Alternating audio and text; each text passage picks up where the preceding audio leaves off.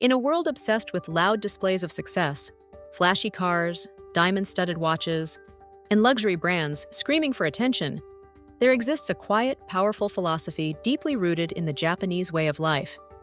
It's called quiet wealth. But what is quiet wealth? Why do some of the richest people in Japan drive used cars, wear simple clothing, and live in modest homes, even when they have the means to indulge in every extravagance imaginable? In the West, we are often taught that wealth should be loud. Big houses, new cars, and logos you can see from across the street. But in Japan, true wealth is often invisible. It doesn't shout, it whispers.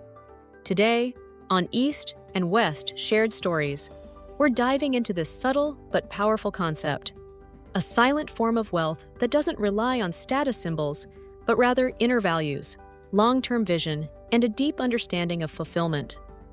I want to share 5 Japanese habits that quietly build wealth, not just in your bank account, but in your mind and daily life. Let's begin with a powerful truth. In Japan, wealth isn't what you show, it's what you control. The roots of quiet wealth. If you're new here, welcome to East and West Shared Stories. Let's start with the notebook that helped Japanese families save money for more than 100 years.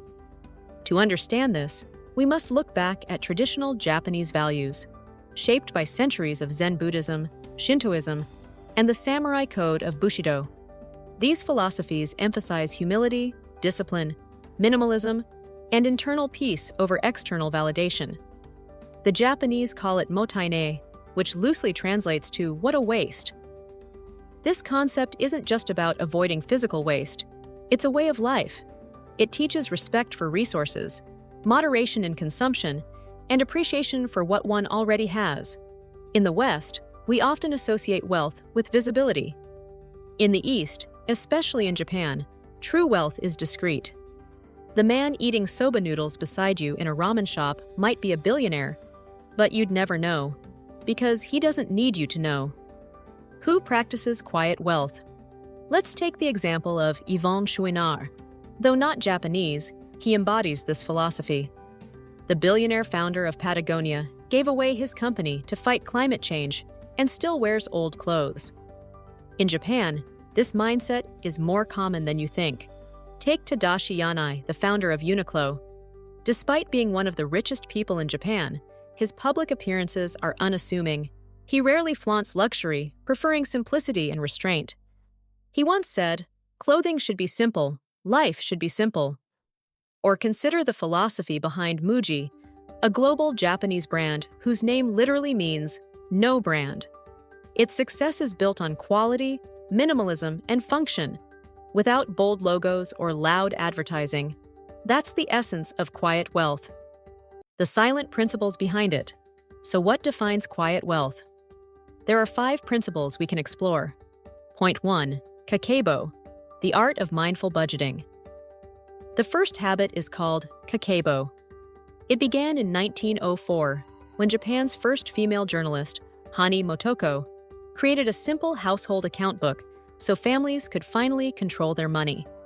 Instead of using an app, you sit down and write every expense by hand. It's not just about math, it's about mindfulness. When you write, "I spent $8 on a coffee," you feel that money leaving just a little more. Kakeibo asks you to reflect on these questions every month. This quiet ritual is how many Japanese households build savings, not with complicated apps, but with a pen and paper. Frugality is freedom. In Japan, being frugal isn't seen as cheap, it's seen as wise. It means you are free from debt, free from social competition, and free to live on your terms. You buy what you need, not to impress, but to last. Point 2. Mottainai, the spirit of no waste. The second habit is mottainai. It's a word that means "what a waste," but it goes deeper. It is a respect for the objects you own. In a throwaway culture, we buy cheap things and replace them often. But with mottainai, you repair, reuse, and respect what you have. If you take care of your shoes, your bag, and your tools, you don't have to replace them. This doesn't just help the planet, it quietly protects your wallet. Wasteful is shameful in this philosophy. Point 3. The no-brand philosophy. In the West, we often pay extra for the logo. We want people to know we spent money. But in Japan, there is a strong culture of no-brand quality, like the store Muji.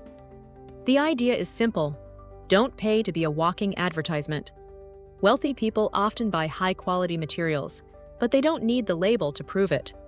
True wealth isn't on your shirt, it's in your savings account. Long-term thinking. Japanese culture values endurance.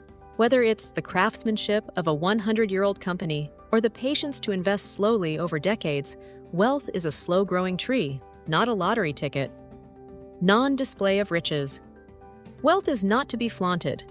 It's to be managed, preserved, and protected. The Japanese concept of hone and tatemai, the contrast between private truth and public face, guides this. Your inner reality is yours. Public life is understated. Point 4. Cash versus digital. The pain of paying.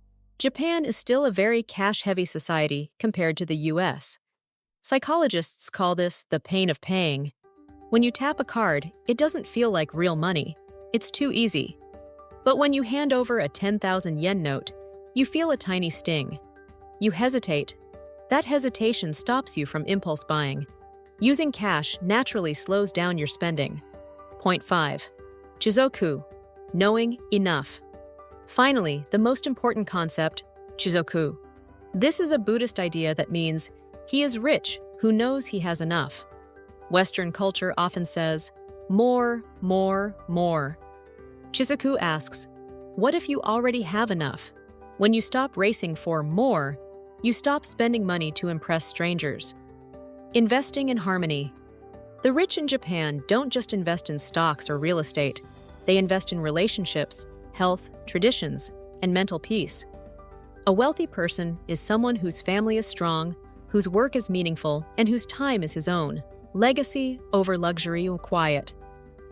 Wealth isn't about passing down money. It's about passing down values.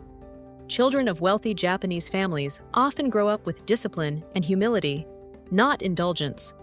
They inherit work ethics, not just bank accounts. Lessons for the modern world. Why does this matter today? Because in a hyper-connected world where social media rewards visibility, quiet wealth offers a counterbalance, a form of power that doesn't scream, but whispers. It teaches us that you don't have to prove anything to anyone. That real confidence isn't loud, it's calm. That the richest life isn't built on things, but on time, freedom, and meaning. If you're building wealth, think beyond the flashy. Think of building something that lasts.